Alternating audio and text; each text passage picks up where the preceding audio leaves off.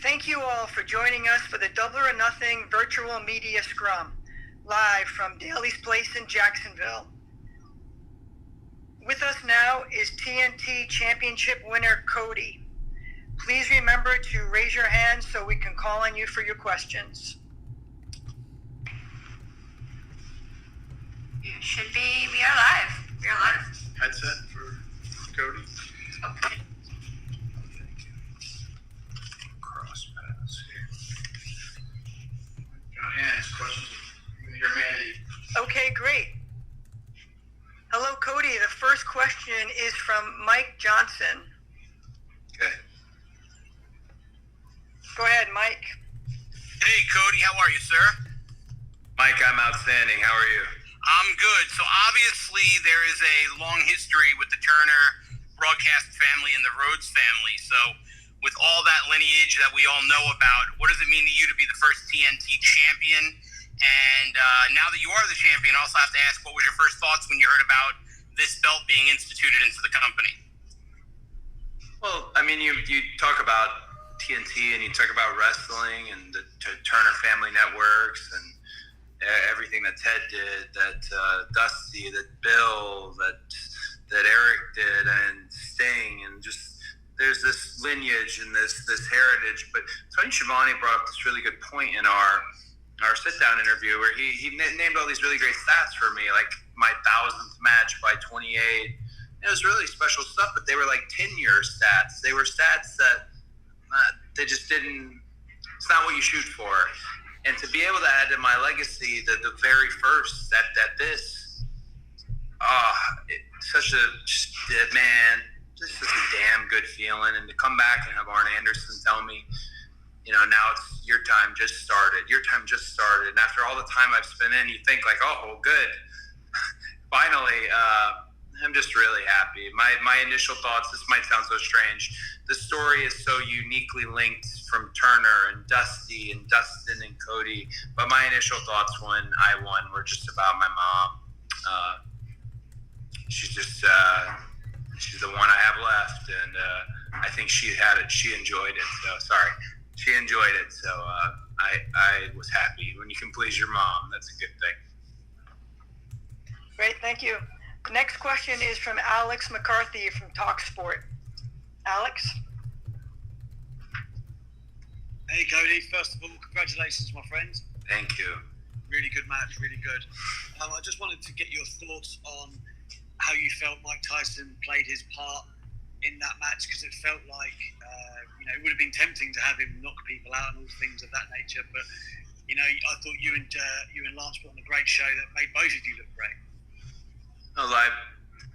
Lance is probably one of the top three people I've ever been in the ring with. We're not best friends by any means. The recruitment of Lance Archer to AEW, Tony Khan, and QT Marshall were really, they were the ones who were on that search, and I questioned that search, and I have no questions anymore. It's one of the top three opponents I've ever had. I cannot wait to step back into the ring with him.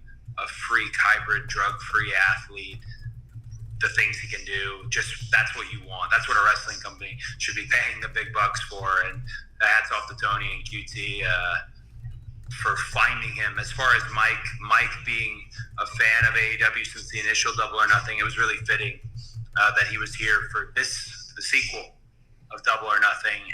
And I thought it was, if things get hairy out there, I think had Jake Roberts taken any further steps, but those fast hands of Iron Mike would have got to the old man. But Jake knew better. Special moment to have Mike there, and for so many reasons, but just surreal. I mean, that's the best way to really describe it. Him being out there is surreal. I've seen Mike Tyson every fight. I've seen him in the ring with Steve Austin, and tonight he handed me this, and that very just surreal. I don't think I'll wrap my head around it anytime soon. Thanks. The next question is from Dave LaGreca, Sirius XM.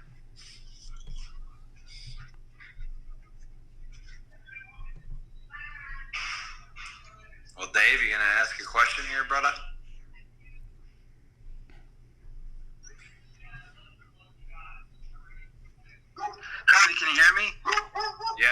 I can hear you and your dog barking in the background.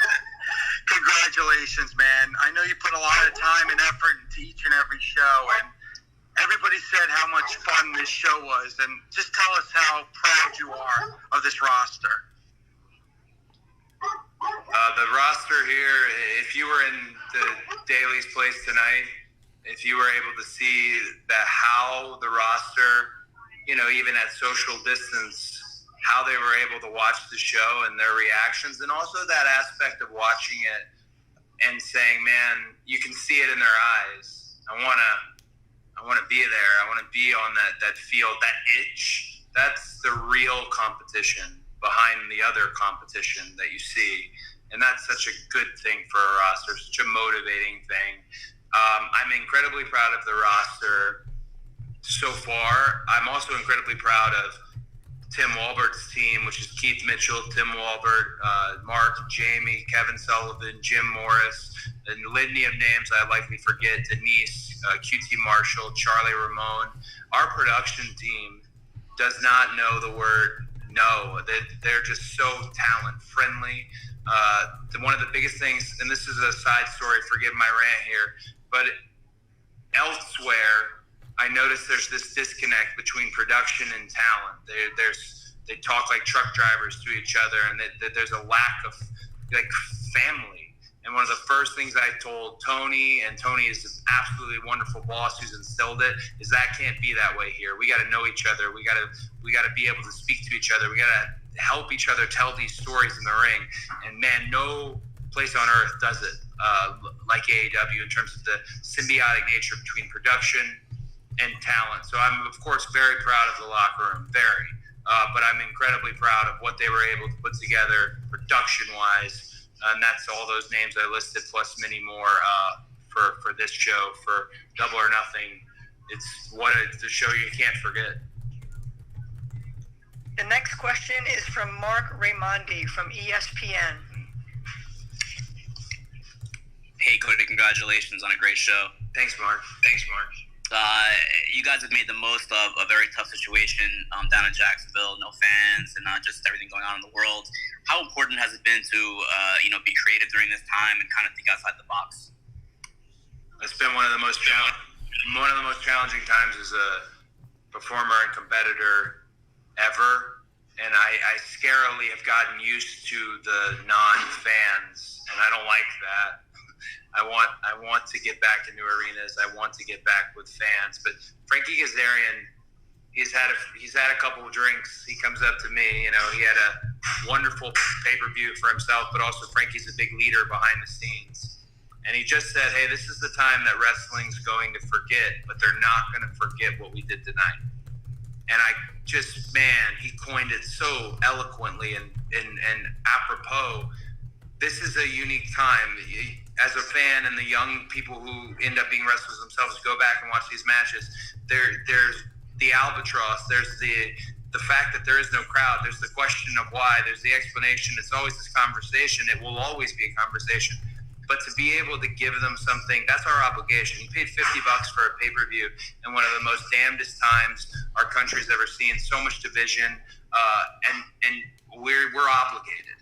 I'm obligated. It's my literal job to make you happy, and I'm sorry. I'm very happy with tonight.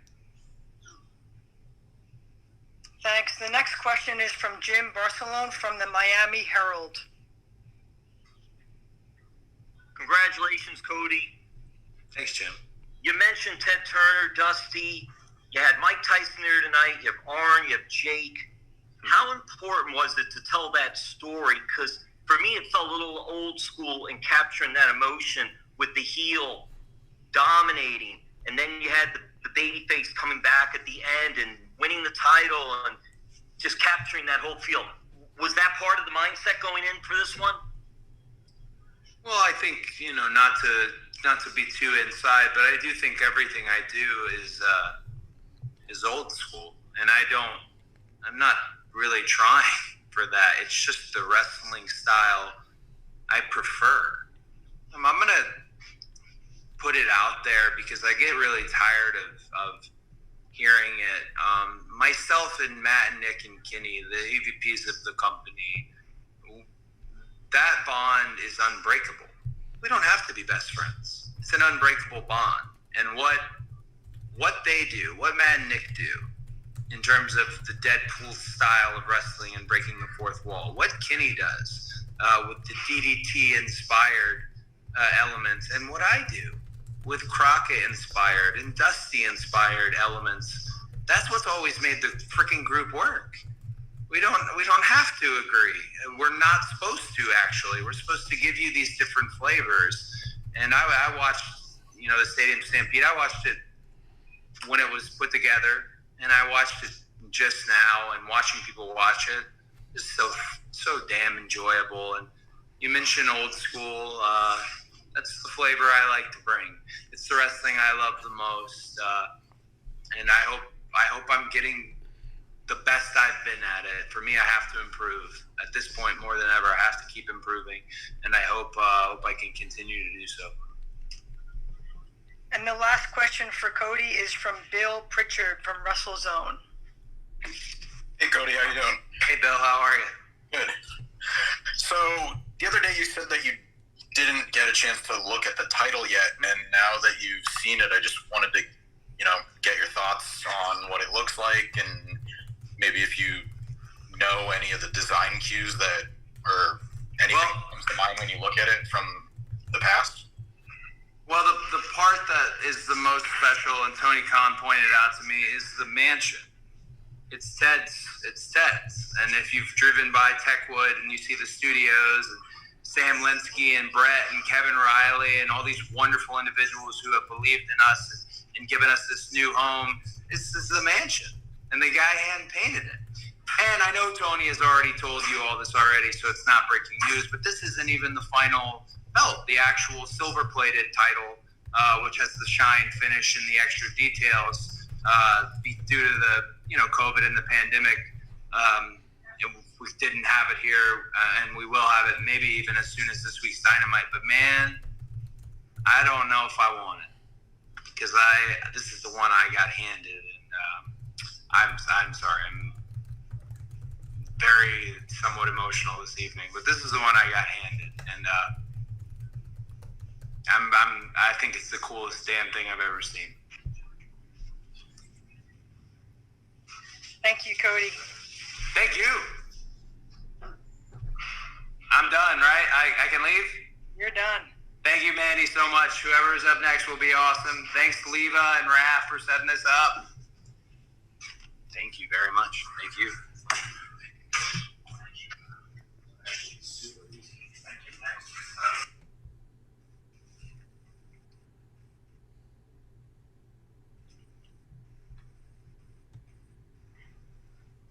Thanks very much. Next up is AEW World Champion Jon Moxley. And the first question will be from Nick Hausman from Muscle League. So stay tuned, Nick. Well, They can see you, you can't see them, you can hear. all right. First question will be from Nick Hausman.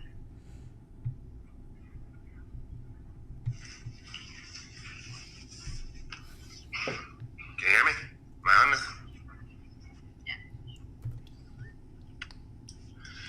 Yep. Stay tuned for a question from Nick Hausman. The belt on the back. John, can you hear me? Yeah, what's up?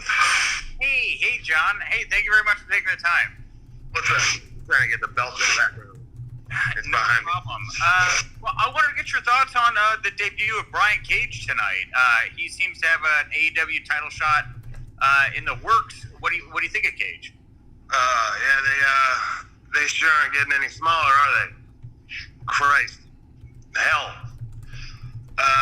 Yeah, he looked, from what I've seen, really impressive. Obviously, I've seen him in the ring before. One of those dudes who just defies all physics and logic. Is, not unlike Brody Lee, just an incredible athlete. Can do things a guy like that size shouldn't be able to do, and that's a whole new can of worms. Man. So we'll cross that bridge when we come to it. But but he's an exceptional talent. So I don't know anything about him personally or what his attitude is. He's now aligned with Taz, who is everybody knows Taz's personality. He's if he's anything like his. If he's anything as a manager like he was as a competitor, that it's going to be an aggressive situation. So we'll cross that bridge when we come to it. Okay, thanks. The next question is from Darren Paltrowitz from Sports Kita. Darren?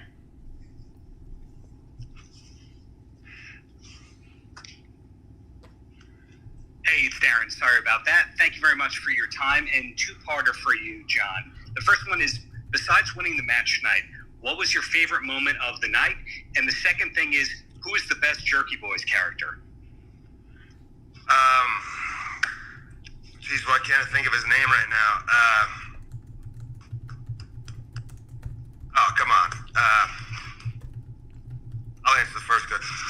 Definitely the best moment of the night for me. I saw snippets of the show. Tomorrow or tonight, I'm going to go back and watch the entire thing all the way through. I was, getting my own mental and physical preparation and warm up going on most of the night, so I only saw snippets and bits and pieces of the show.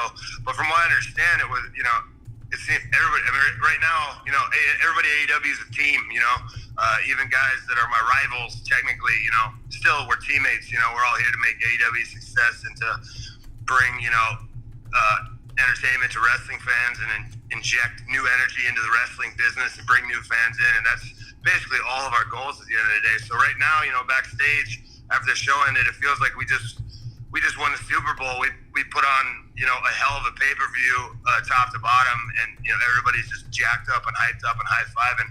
We feel like we just won a game when we were an underdog. During a pandemic where we can't have a regular crowd in the building. We're in a strange situation on these safety protocols. So kind of with our backs up against the wall, my back kind of up against the wall tonight against Brody Lee. I felt a lot of motivation tonight because not only the personal situation between me and Brody Lee, but it's just, you want a world title match to be a big thing with a clear number one contender with 2 months of build up and a backstory and a big thing, and this is just a 3-week thing, and Brody, to his credit, stepped up on a 3-week notice when he could be at home just waiting until the world goes back to normal to make his debut. But he jumped right into the fire in a dangerous match against me, and he rolled the dice at Double or Nothing, and he came up short. But I don't think he really has anything to be ashamed of. That was the toughest match I've had in AEW. At certain points, I really was concerned that I was going to lose, and that's the championship mindset. For the first time in AEW, I felt like I was drowning and I couldn't get out of water, and I was frantically swimming for air. And that's the championship mindset: is you absolutely refuse to lose and thrash and kick and hold your breath until your eyeballs are popping out until you get a breath of fresh air. And when you get that little opening, you take it and you win any way you can, and you find ways to win, and you find way. That's the message. The only message I can give to people, under these circumstances as world champion. There's a lot of people out there who are having a lot of curveballs thrown at them. They're going to have to dig themselves out of financial holes and adapt their businesses or their jobs or their situations to how the world has changed. And when you get strange curveballs thrown at you like Brody Lee or whatever, and you're getting power bombed and thrown around the ring, and your stage is breaking and you're crashing through and shit's just going bad, you got to find a way. You got to find a way to win and to find a way to succeed and refuse to let anything bad, win the day. You got to find a way to succeed and get what you want out of life. And the best moment tonight for me personally was, this man disrespected me. This man stole my property, and to see this man who disrespected me and stole my property, and to leave him laying unconscious and bloody and take my property back and casually stroll out of the ring and show everybody in the world what happens when you cross me, that was an extremely gratifying feeling. Next question is from Dave Meltzer from Wrestling Observer. John, how you doing? What's up, bro? Not too much. I was just wondering, like, look forward, actually. Who would you like to wrestle for the championship if you had your pick? And it doesn't have to be one name, but like a couple of names that you would be looking forward to on this roster right now. I think,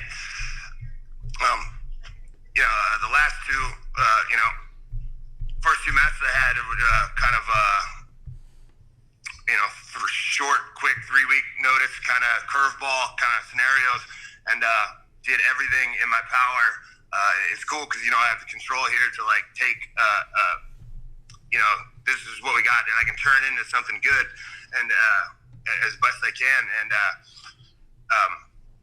but like in the long term, this is about playing the long game, thinking about the big moments. Those don't just come on 3 weeks' notice. Those come on, this is a thing that burns and simmers and sizzles, for a long time, and then even like me and Jericho was a long, slow burn from Double or Nothing last year to Revolution this year, and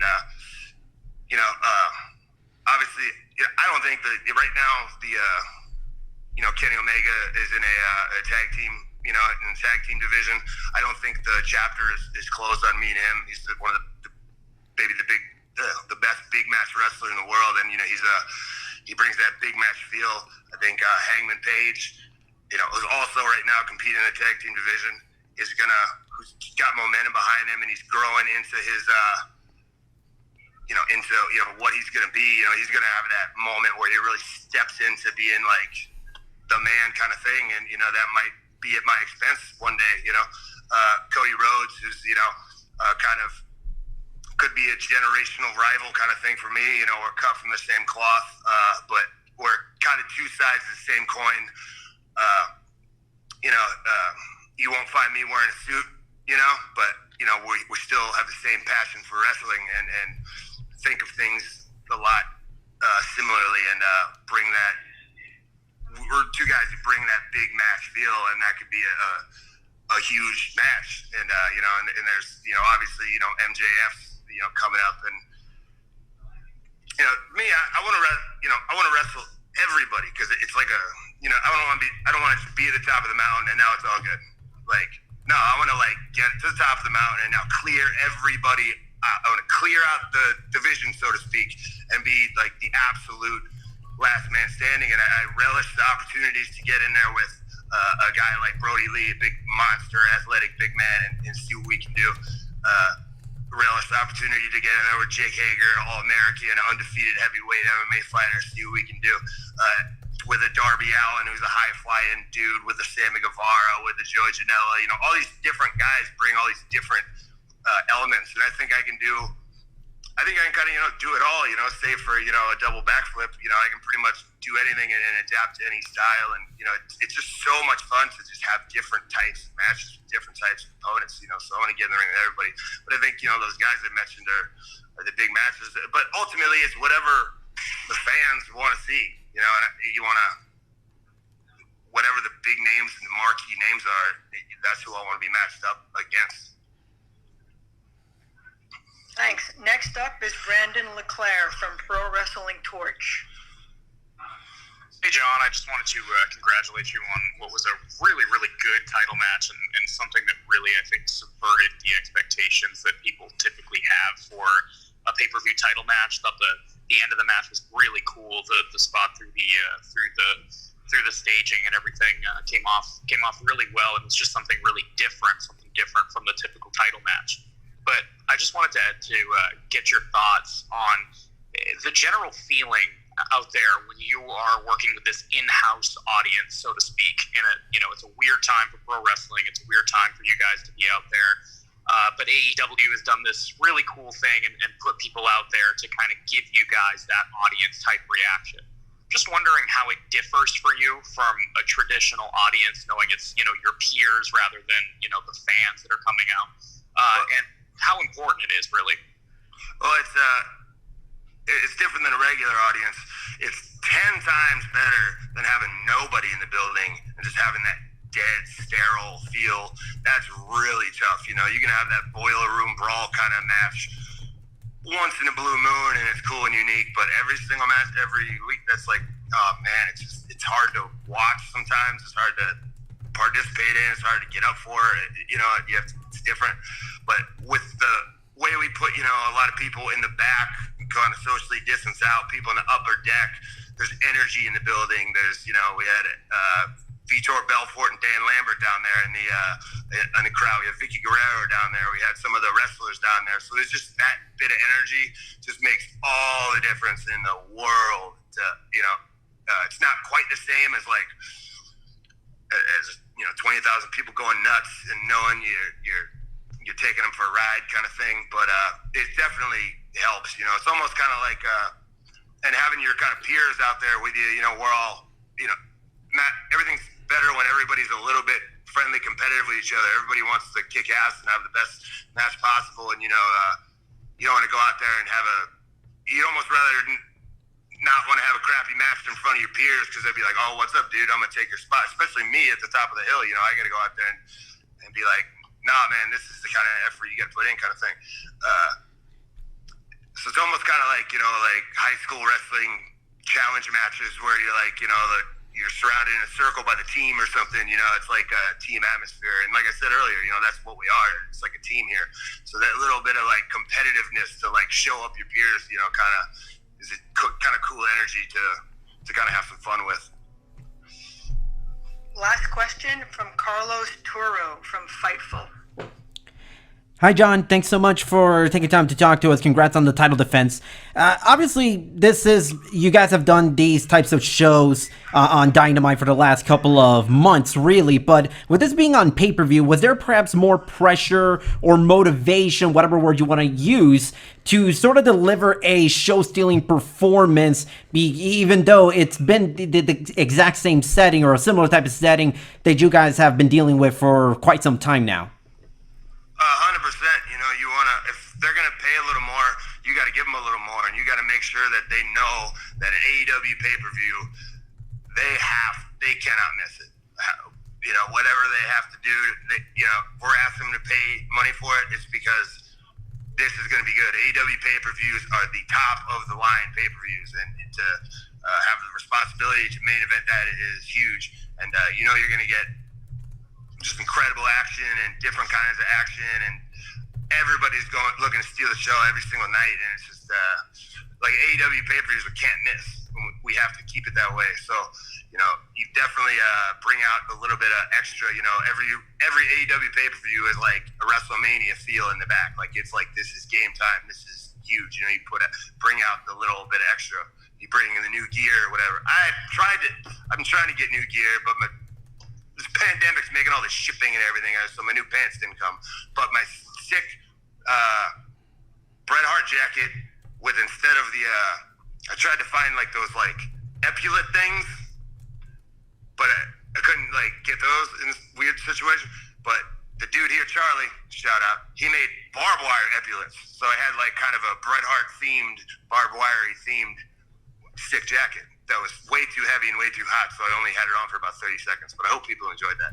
But you definitely put in a little bit of extra effort when you're on pay-per-view, especially when you're on an AEW pay-per-view, because we're trying to gain and maintain the goodwill of the fans. That like, if we're gonna ask them to pay money, they know they're gonna get like an incredible show. And personally for me tonight, I was extra motivated. I wrestled Brody a bazillion times.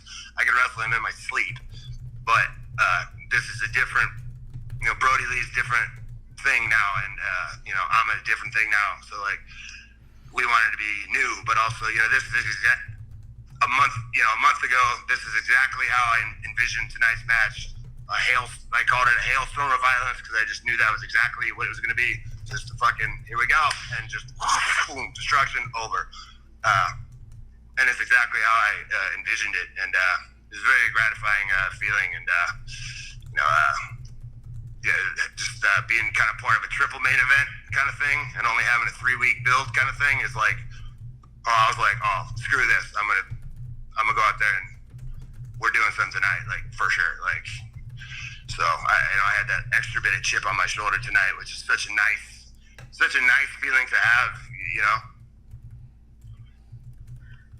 Thanks very much, John. Thank you. All right. That it?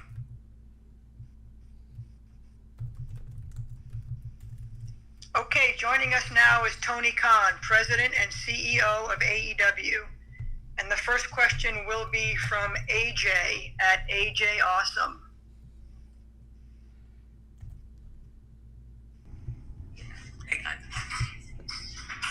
Hey guys. Your first question is from AJ AJ Awesome. Can you hear me? Yeah, it's good. Yeah, that's great. I'm glad you're the first question. How are you? Good. Great. Thank you for watching the show. It was very fun. Thank you, AJ. I'm sorry about some of the language.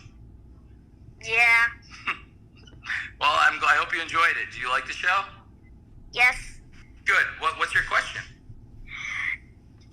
If you do cash in the poker chip, or do you just do a match?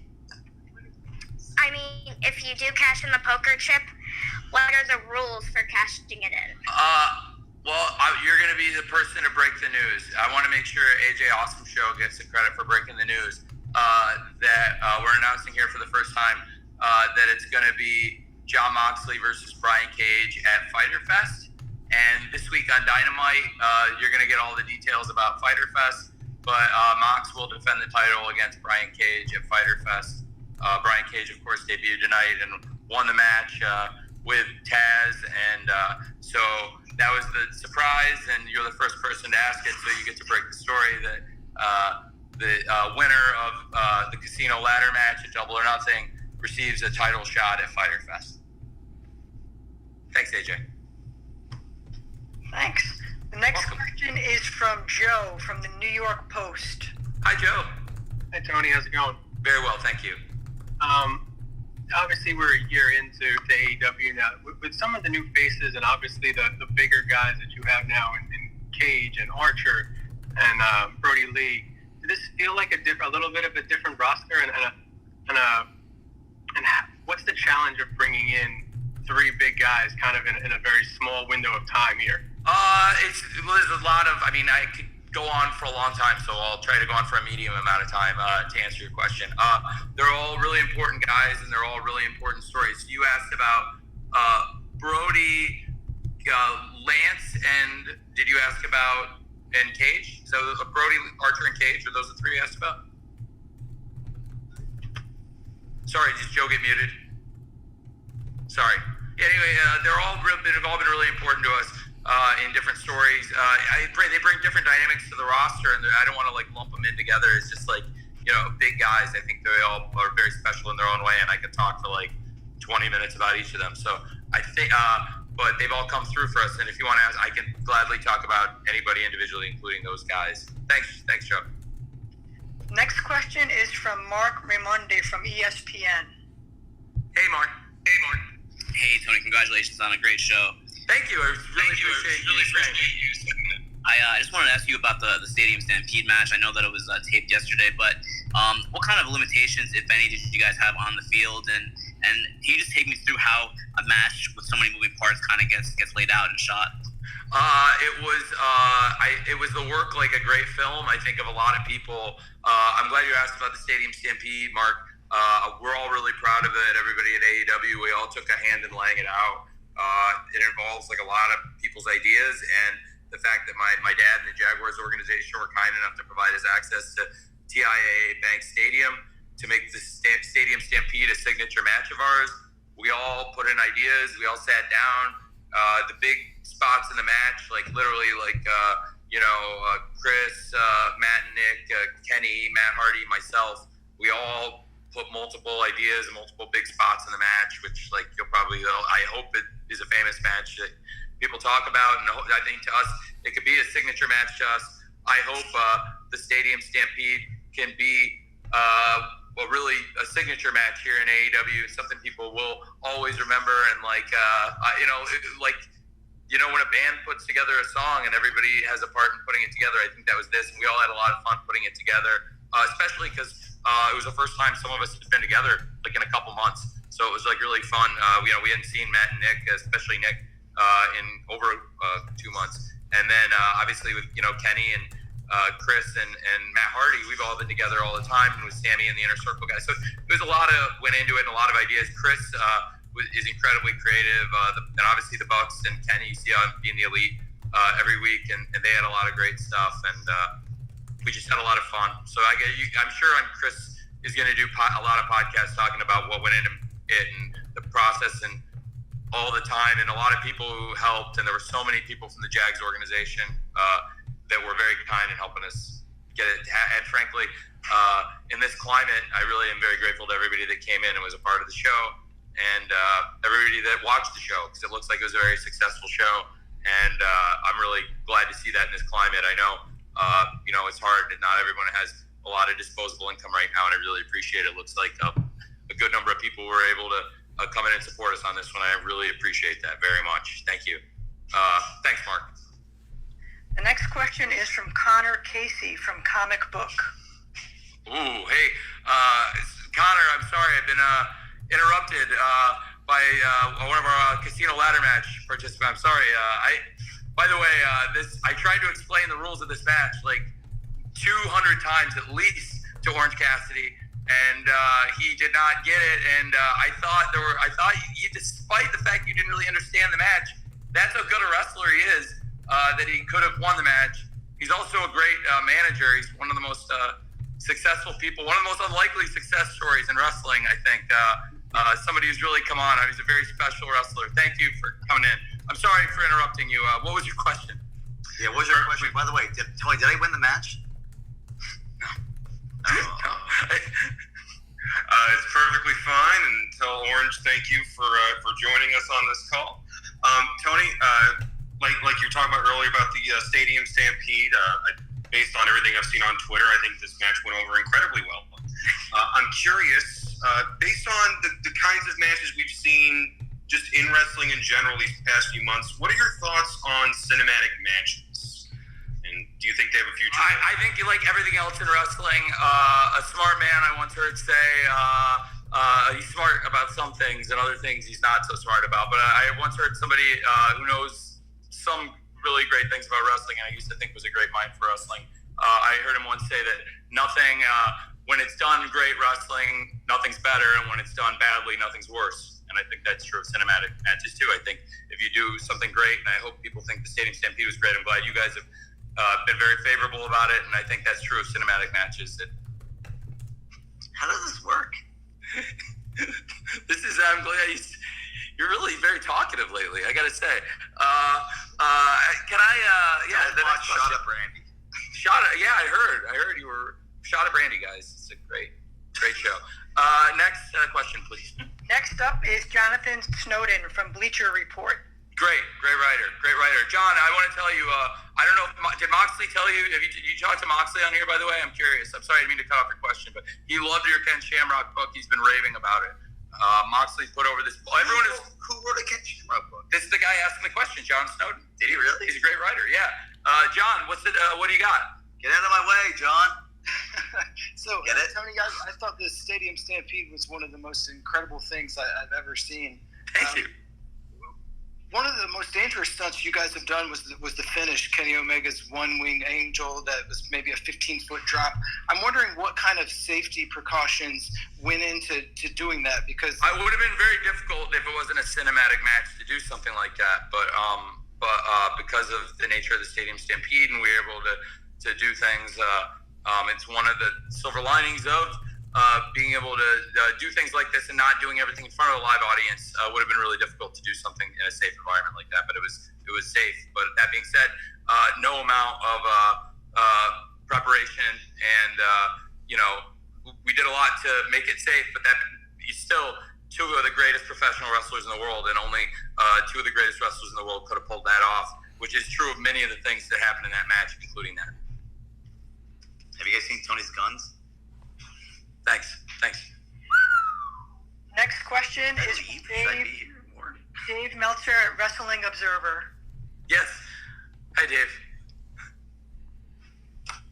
Hey, Tony, how you doing? Really, really well.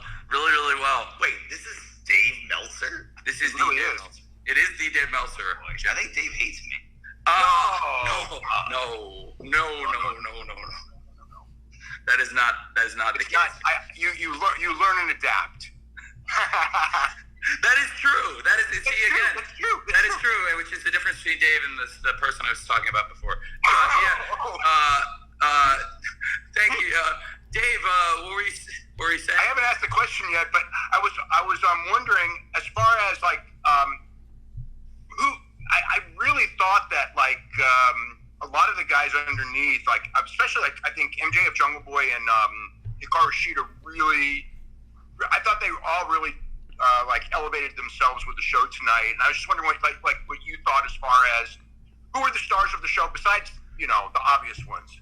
I think a lot of people stepped up in the ladder match, and we were in a really tough position from the beginning of the show because I think in the ladder match, like Phoenix was like a really important wrestler and is one of the best wrestlers in the world. No, he doesn't want to hear that. I don't care about that. Yeah, he definitely does not want to hear that. But he is going to be a huge part in that match. So I think all the people in the ladder match stepped up, and including Orange Cassidy and all the participants in the ladder match. I thought, like you said, in the title matches, everyone in the title matches, I thought really stepped up. And I thought that obviously the Stadium Stampede, like Sammy was amazing in the Stadium Stampede. I thought it was great to see the Young Bucks back. And Kenny's, I think Kenny's the best wrestler, bell to bell in the world. And then the Inner Circle is, to me, a great faction. And I thought this was like a great night for the Inner Circle. And Sammy stepped up and did so many things. Chris is a genius. Here we go. See, the magic of this app is that I saw that coming. Otherwise, you would really knock me off. But instead, I'll go on. And so there was, and I thought Brody Lee came in and in a position where, based on, us having to do the shows all of April in a very short span, that like he really stepped in too and had a great match and in a position in the card, a tricky position in the card to do the world title match. He was great, and I hope I'm not leaving anybody out. I know it's a long-winded answer as it is, but really, people were great, and all the people in the building that were here, and everybody who came in and got tested and made a lot of noise, from the company and our family and friends. It was really pretty great. All right, I think I should leave, Tony. You can. You shouldn't forget your sunglasses. But you've been a great help to this. And Dave, I hope that was. Who did you think, Dave?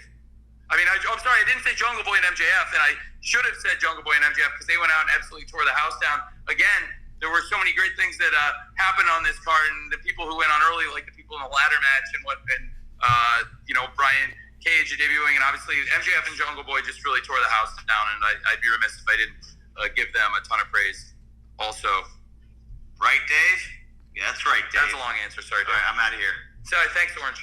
It's great, great debut. Look at ladder match debut for a guy who didn't understand the rules of a ladder match. Yeah, if you explained it better, I would have had a better time. I tried my best many times. And who's next? Next question is from Mike Johnson from Pro Wrestling Insider. Yes. Hey, Tony, how are you? Good, Mike. So you guys had a lot of curveballs thrown at you in the last couple of days in terms of injuries. How much did that change the creative trajectory of the show? And where are we with injuries? When are talents being cleared to return? Is everybody who worked tonight okay?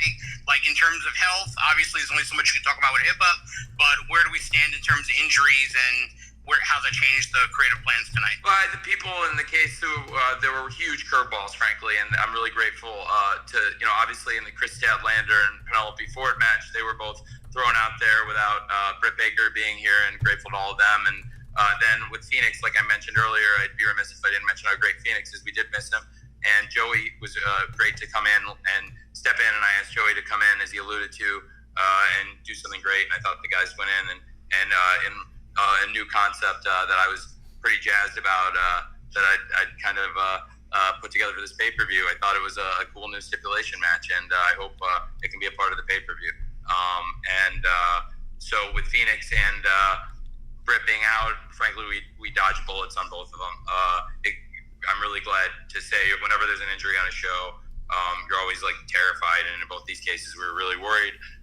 And we weren't sure coming out of the show what the status of either of them was, and we would never false advertise. If it's in our power, I never want to. We didn't know until yesterday for sure what was going on.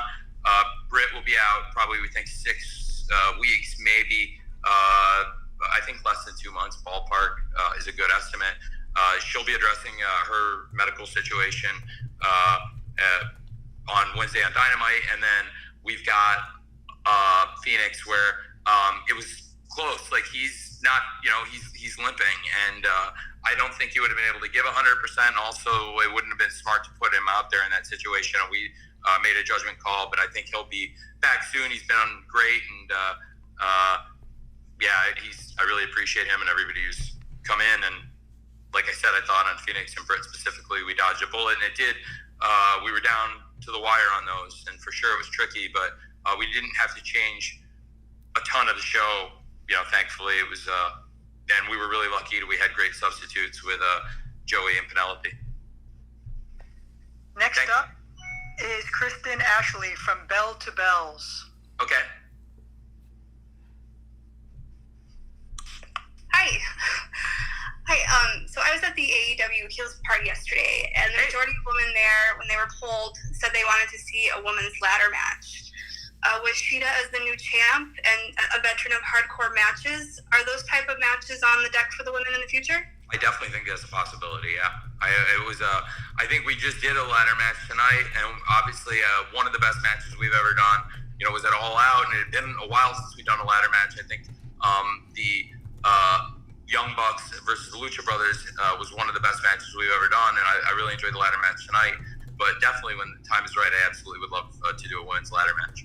And I think we'd really have a great roster for that. And I think Kenny's got a great mind for these things, and I'd love for us to take a crack at that. I think we'd have a lot of fun with that one, putting that one together and putting together a great roster of women's wrestlers. And I think we have great women's wrestlers that would have a great ladder match. So definitely. And I think Shida would be really compelling. And she's a great champion. I think her title shot's been a long time coming, and she, really came through. It was a great match. Thank you. Thanks for going to the AEW Heels thing. Thank you. I'm really learning a lot, and I can't say I'm really glad that I've heard good things about it, and people really enjoyed attending the event. And for everybody that put together, and Brandy and the team of ladies at AEW that worked on it, they worked hard on it, and I'm really glad they've gotten such a good reception to it. Thanks. Next up is Sean Lalos from Monsters and Critics. Great. Hi. Hey, Sean.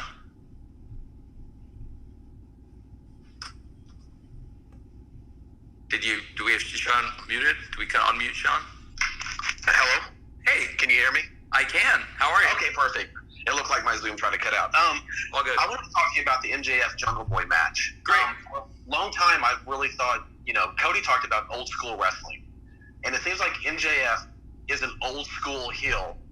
Jungle Boy seems to be like the perfect old school baby face. These guys are 22 to 23 years old. Talk a little bit about their performances, especially when they're against each other. Someone on Twitter tonight compared it to Steamboat Savage, or a young Steamboat Savage.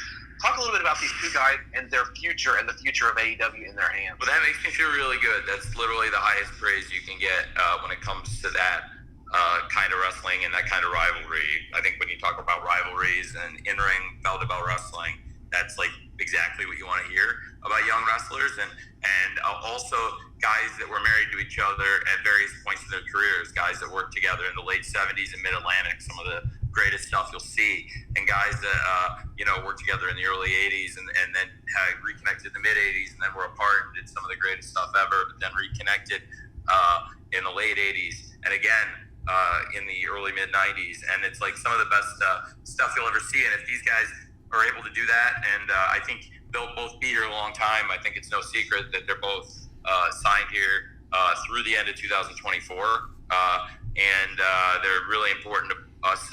They're both really important talents for us, and I think keeping them together, is a rivalry.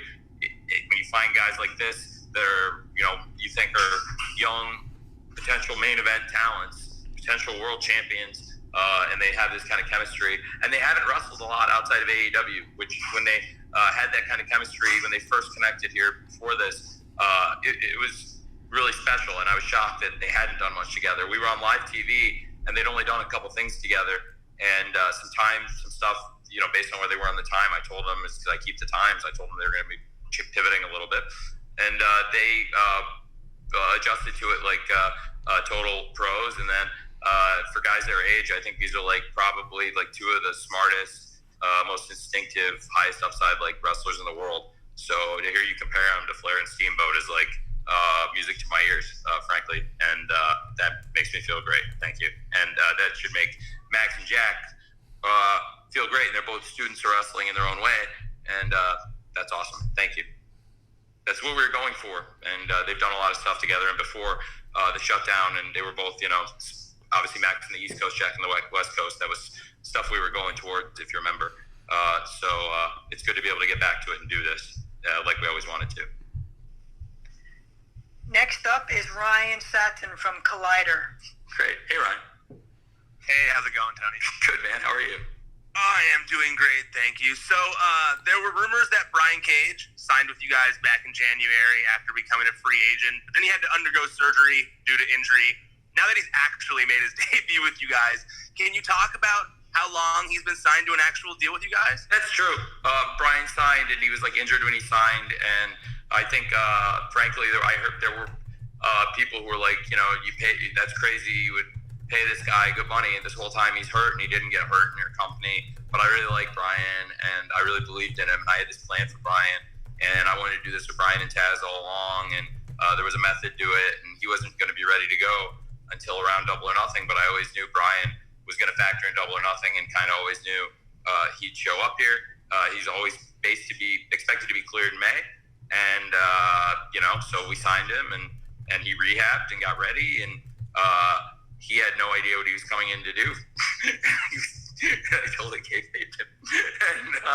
But he's great, and I really believe in him, and strapped a rocket to him, you could say, and I think he's awesome. And like I said, it's going to be Mox versus Cage at Fyter Fest, and I think it's going to be awesome. And I'm really excited, and we'll get you more details about Fyter Fest and all the big stuff we're going to have there, but that's the world title match. And I'm really glad that Taz and Cage were able to have that moment now, finally. So that's pretty cool. Ideally, we would have been able to do it, have them come in and do something sooner. But, when Brian got injured, this was always what we planned when he told me he was going to be cleared in May. Next up is Alex McCarthy from Talk Sport. Awesome. Hey, Alex. How are you? Hey, Tony. How you doing, man? Great, man. Thank you for staying up. Thanks for staying up. Yeah, it's 5 to 6 here, man. Don't worry. I know, man. I'm very familiar with the time difference, as you can imagine. I haven't been. Right before Revolution, I was there at Fulham, and then of course things shut down. I haven't been able to get back since, as you can imagine. But I stay in touch with all the guys, and I miss it very much. I miss London. It's like a second home to me. And thanks for staying up. Like I said, I know how hard it is with these shows, these pay-per-view shows. Well, it wasn't very hard with that show tonight, man. Thanks, man. That's great to hear. Thank you. That's really kind. Well, speaking of you coming back over here, I just wanted to touch on, Fyter Fest, I'll be honest with you guys. I want to let you can break this one, Alex, even though you didn't even ask it. But okay. So originally Fyter Fest, I was going to do it in London, and we can't do it, and it's just not possible. And we had the plans, and I thought it was going to be our debut, and now you're telling the world, I'm sorry, I wanted to do it. And I'm not sure when it's going to happen, but it was going to be Fyter Fest, and we would have had this great show. There's tons of huge matches we have planned, and obviously, Mox versus Cage is the first thing we've announced, and Fyter Fest is a really successful show for us, both internationally as a pay-per-view and domestically.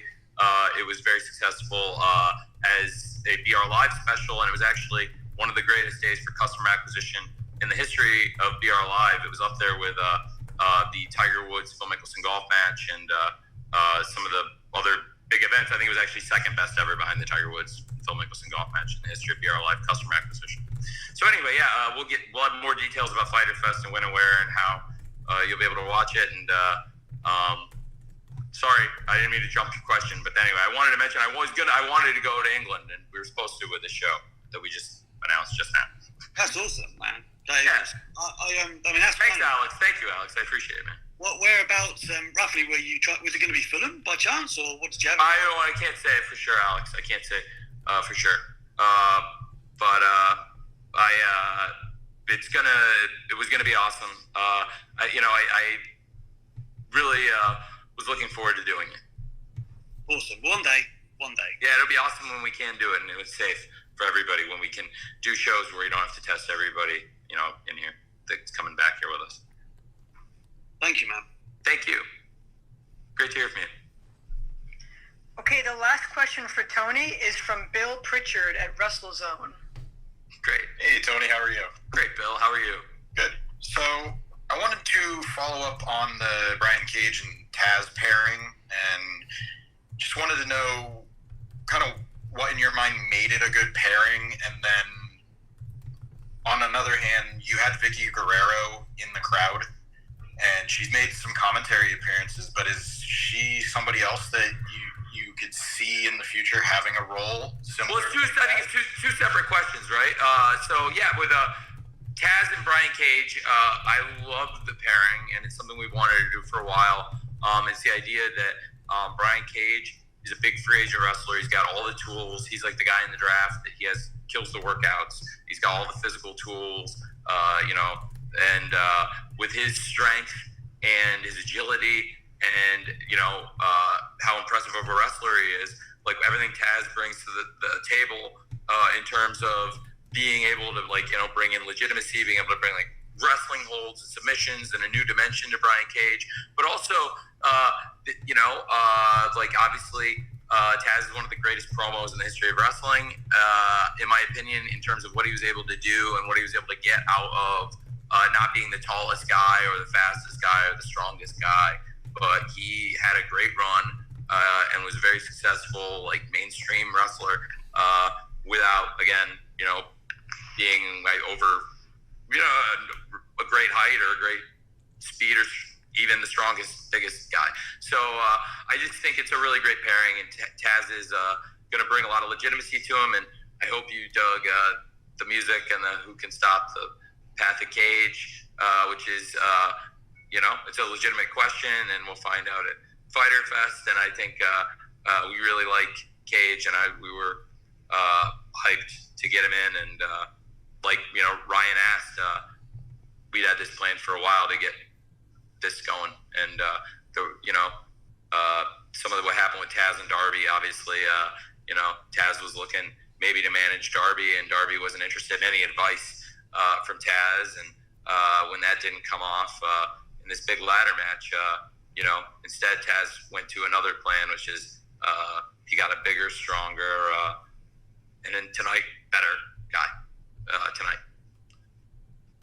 I don't know if anybody didn't get any question. I feel bad if there's anybody that didn't get a question. If there's anybody that, if we can get to or I can try and address in the future, I don't know if there's anybody still going, Mandy, or if anything I can do, but I really appreciate everybody stayed up and came to this. I hope everybody got their money's worth out of the pay-per-view for either themselves or their media outlet, and I don't know if there's anything else for me to do, Mandy, but this is great.